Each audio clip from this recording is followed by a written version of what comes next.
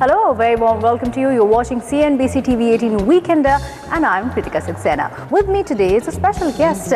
He is the heir apparent of JSW Group, the son of the chairman of JSW, Sarjan Jindal, Parth Jindal. And it's not just Sarjan Jindal's son that he has to his resume.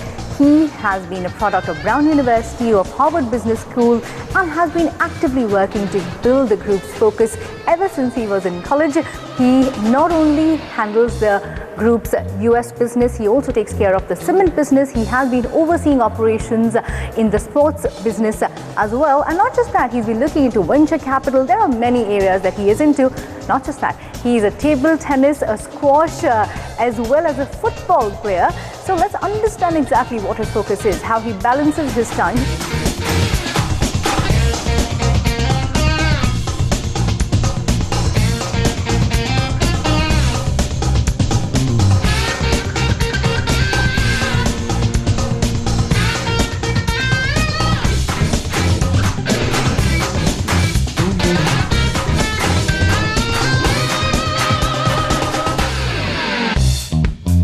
Let's understand what Parth Jindal is all about. Let's go in.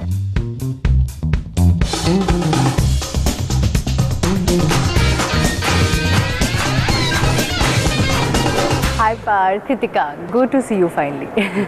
Well, it's an important day today. Parth Jindal is giving officially his first television interview. Is that right? That's right, yeah. Have you been shying away from interviews right now? Did you want to focus on work first and then look at the limelight? No, actually, I wanted to have some responsibilities first. I wanted to learn the business and before giving an interview, because I've given a lot of interviews before on sports, but I've never really given an interview on business before. Okay, fine. So we'll go into the business and we'll talk shop in a bit. But you know, Parth, you came on board in 2016 formally, but Yep. from 2012 you have been overseeing operations.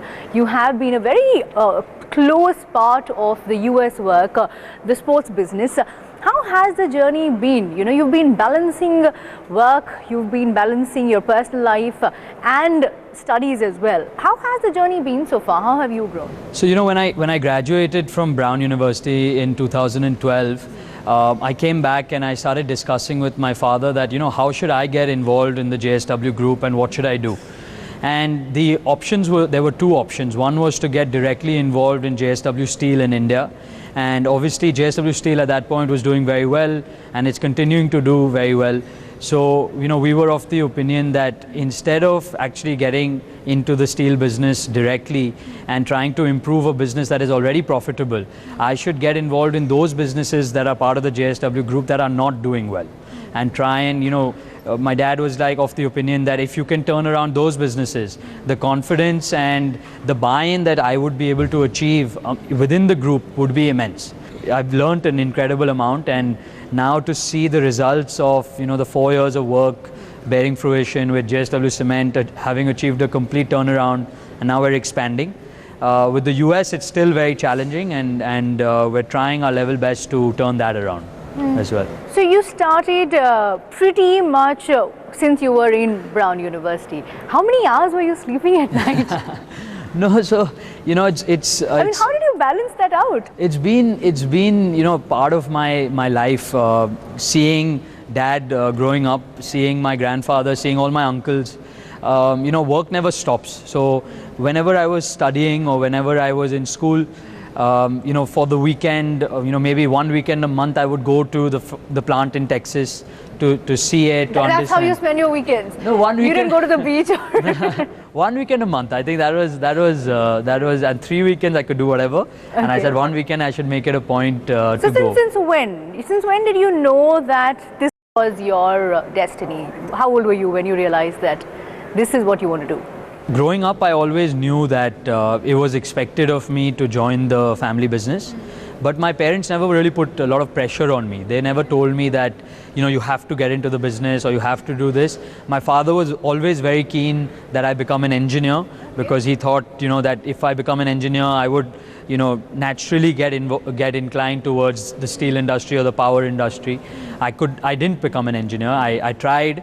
And there's a really funny story of how my dad and I went to watch the movie Three Idiots. Okay. And I was actually at that point an engineer. I was at Brown, I was doing mechanical engineering. Okay. And in the movie, suddenly in the interval, I started crying. I said, Dad, this is exactly my story. I can't do engineering. What was his reaction? So he said, okay, beta, do whatever you want. Even I agreed.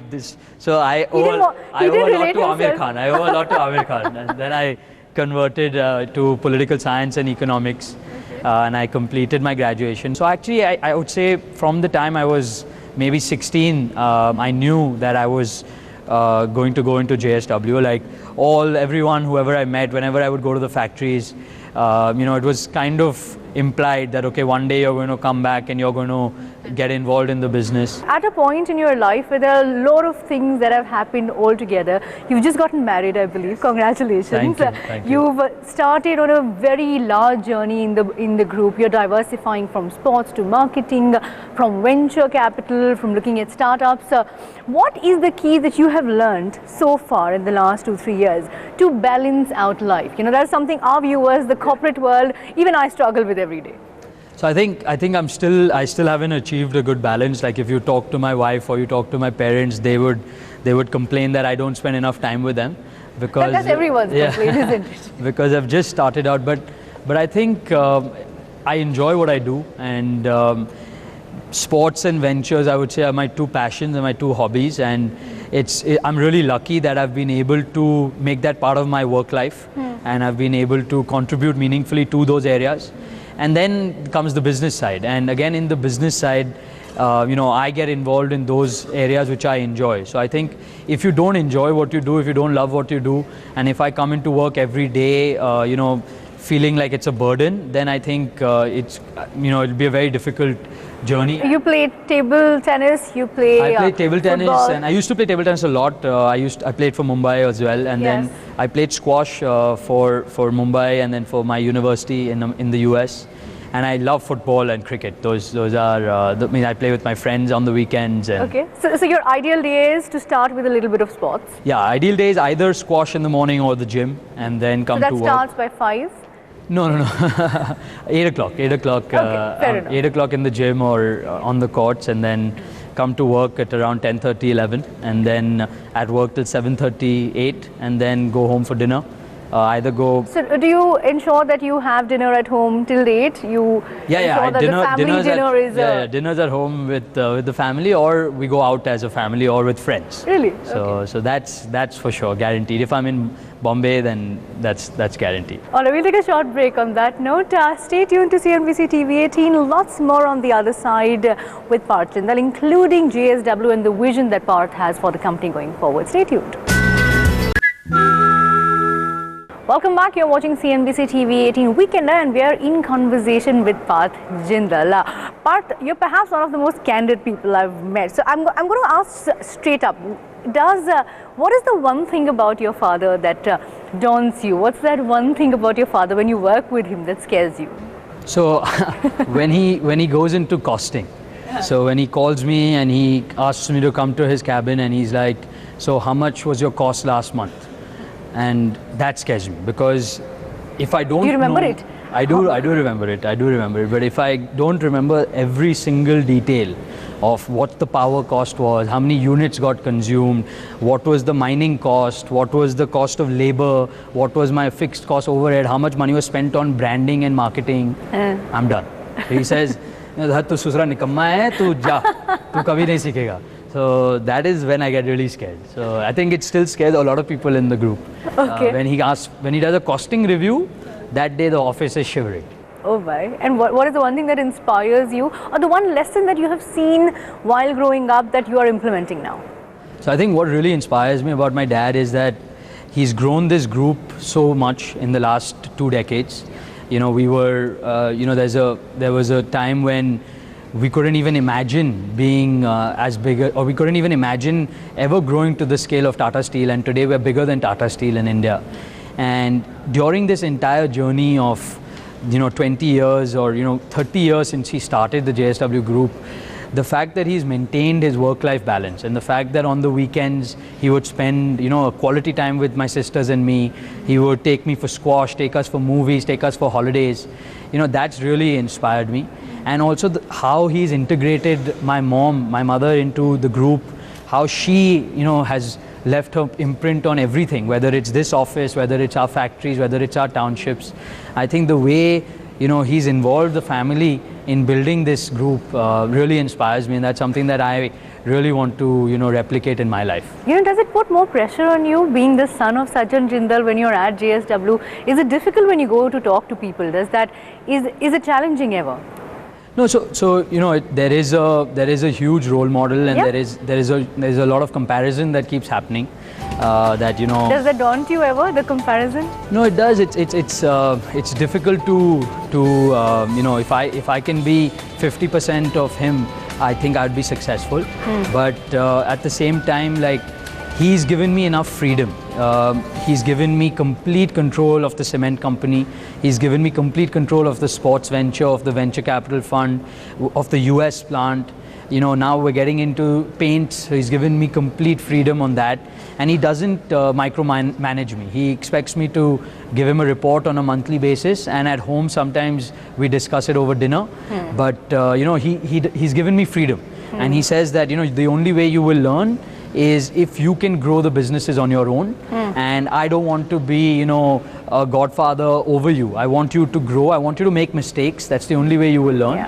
And whenever you need advice, whenever you need guidance, please come to me. So because he's given me that ability, and I don't think a lot of fathers do that, you know, it's not as daunting as it could have been if I was working directly under him, or I was being directly evaluated on a weekly basis by him. Then it would be difficult. So he's like, your success is your own if you can grow this cement business. Today we are very small. He said that, you know, I want you to challenge Ultratech one day. Really? In paints, he's like, I won't. You will only be successful if you can compete with Asian Paints.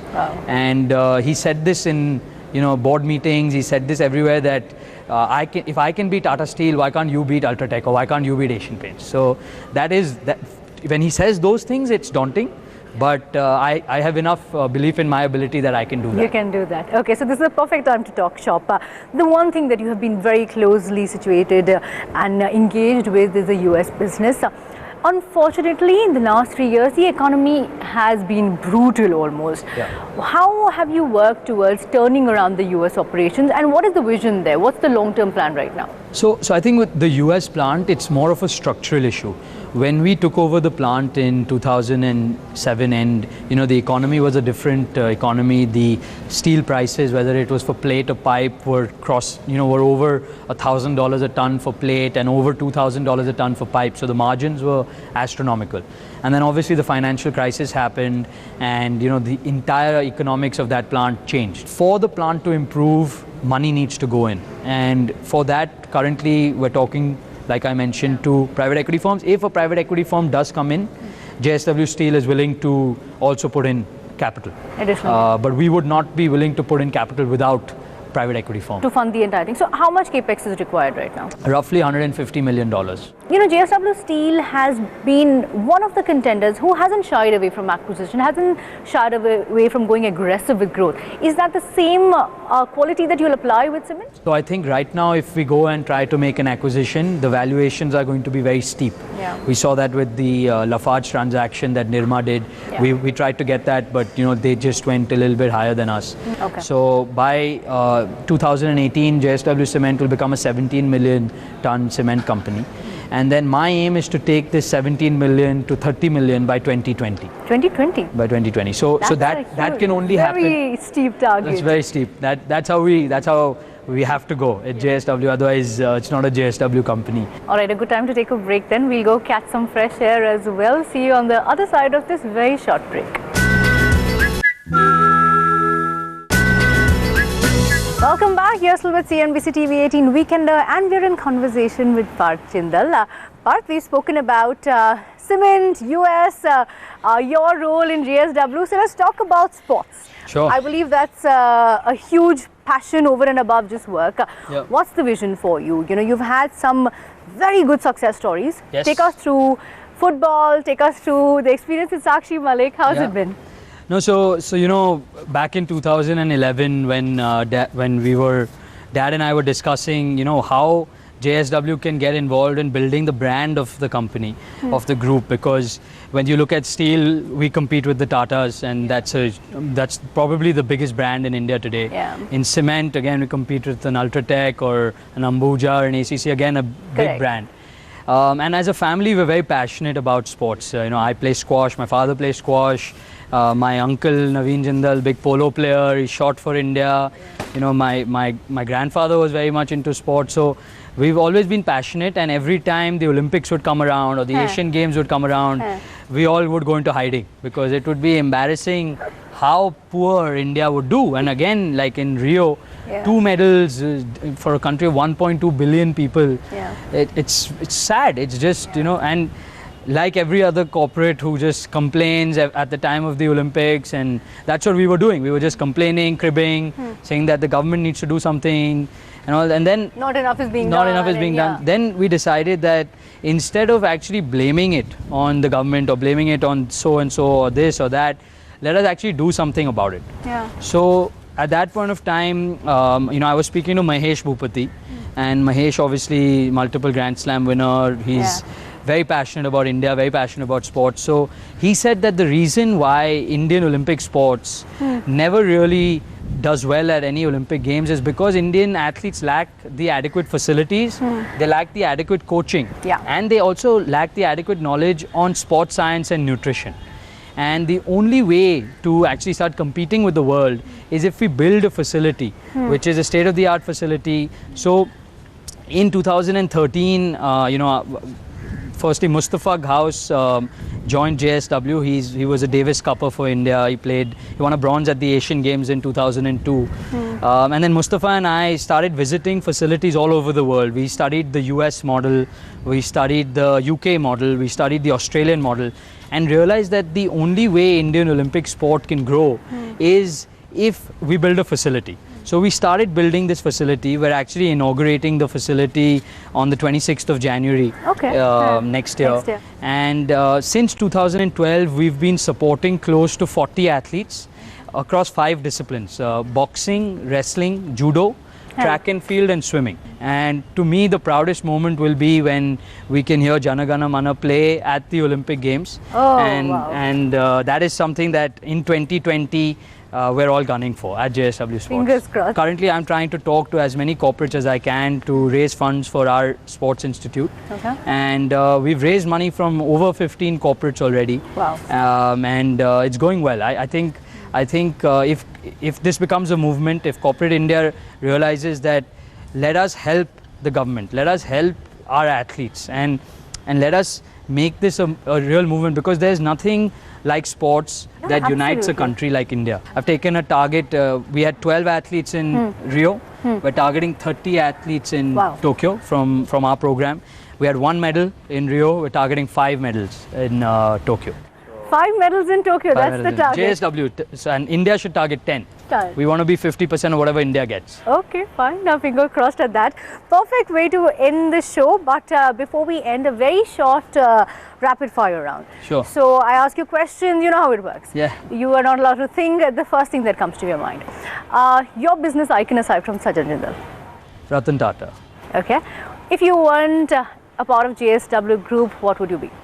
An athlete. If you're an athlete, what sport would you take? Football. Okay. Favorite actor? Ranveer Singh. Ranveer Singh. Favorite oldish actor in your dad's generation? Amitabh Bachchan. Okay. Favorite movie and favorite inspiration in a movie? Favorite movie, Sholay. Okay. Favorite inspiration in a movie? 3 Idiots? 3 Idiots, probably. Okay. One lesson that you will take from your dad, one lesson that you'll take from Ratan Tata? One lesson from my dad would be to enjoy whatever you do. Don't ever come under pressure. Love what you do, otherwise don't do it. From Ratan Tata, invest wisely, otherwise don't invest. Okay, perfect way to end. Parth, thank you so Thank you. much. Thank you very much. And congratulations on the Olympic win, and even from a business perspective, things are looking strong, and hopefully they should continue. Thank you Thanks very a much. lot. Thank you. Great talking to you. And you're perhaps one of the most candid interviewees I have met in recent times. So that is Parth Jindal in a very candid interview on the road ahead, what lies ahead, and his passion for JSW Sports, JSW Group as a whole. Thank you so much for watching this special show. CNBC TV 18 Weekender.